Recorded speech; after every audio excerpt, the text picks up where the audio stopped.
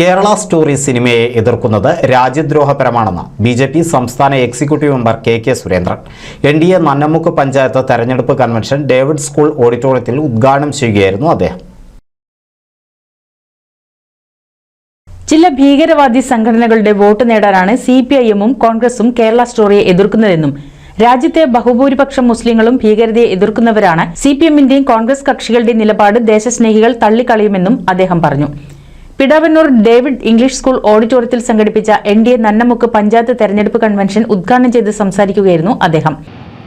രാജ്യത്തെ കുടുംബാധിപത്യം, ആ കുടുംബാധിപത്യത്തിനെതിരായ കോൺഗ്രസിന്റെ ബൂർഷോ നയത്തിനെതിരായ ആ ബൂർഷാധിപത്യത്തിനും കുടുംബാധിപത്യത്തിനും എതിരെ ജനാധിപത്യ കക്ഷികൾ ഞങ്ങൾക്ക് വോട്ട് ചെയ്യണം.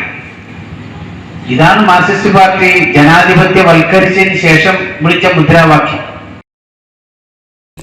A.K. രഞ്ജിത്ത് അധ്യക്ഷത വഹിച്ചു. സ്ഥാനാർത്ഥി അഡ്വക്കേറ്റ് നിവേദിത സുബ്രഹ്മണ്യൻ, പ്രസാദ് പടിഞ്ഞാക്കര, ജനു പട്ടേലി, അനീഷ് മൂക്കുതല, സബിത വിനയ്കുമാർ, VV വിനീഷ്, പ്രമോദ് കോളഞ്ചേരി, ഷീല, ഷാജൻ എന്നിവർ സംസാരിച്ചു. NCV news Changaramkulam.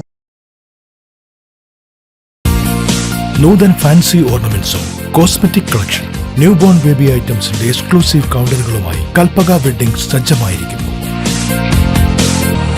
ഏവർക്കും സ്വാഗതം. Kalpaka weddings, Pattambi road, Kunnamkulam.